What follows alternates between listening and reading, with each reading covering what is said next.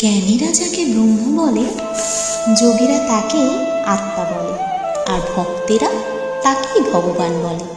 একই ব্রাহ্মণ যখন পূজা করে তার নাম পূজারী, যখন রাধে তখন রাধুনী বামুন।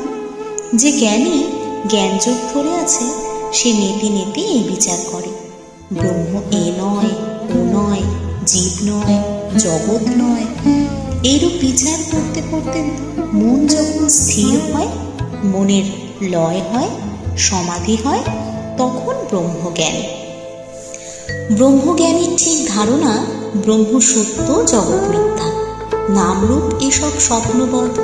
ব্রহ্ম কি যে তা মুখে বলা যায় না, তিনি যে ব্যক্তি তাও বলবার জো নাই। জ্ঞানীরা ঐরূপ বলে, যেমন বেদান্তবাদীরা। ভক্তেরা কিন্তু সব অবস্থাই লয়, জাগ্রত অবস্থাও সত্য বলে, জগৎকে স্বপ্নবৎ বলে না। ভক্তেরা বলে এই জগৎ ভগবানের ঐশ্বর্য, আকাশ, নক্ষত্র, চন্দ্র, সূর্য, পর্বত, সমুদ্র, জীব জন্তু এসব ঈশ্বর করেছেন, তারই ঐশ্বর্য। তিনি অন্তরে, হৃদয় মধ্যে, আবার বাহিরে।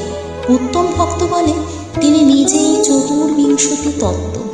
জীব হয়েছেন ভক্তের স্বাদ, যে চিনি খায় চিনি হতে ভালোবাসে না।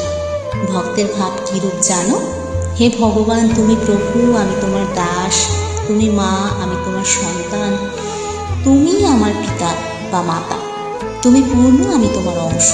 ভক্ত এমন কথা বলতে ইচ্ছে করে না যে আমি ব্রহ্ম। যোগীও পরমাত্মাকে সাক্ষাৎকার করতে চেষ্টা করে। উদ্দেশ্য জীবাত্মা ও পরমাত্মার যোগ। যোগী বিষয় থেকে মন করিয়ে লয় ও পরমাত্মাতে মন স্থির করতে চেষ্টা করে। তাই প্রথম অবস্থায় নির্জনে স্থির আসনে অন্যমনে হয়ে ধ্যান চিন্তা করে, কিন্তু একই বস্তু, নাম ভেদমাত্র। যিনিই ব্রহ্ম, তিনিই আত্মা, তিনিই ভগবান। ব্রহ্মজ্ঞানীর ব্রহ্মযোগীর পরমাত্মা, ভক্তের ভগবান।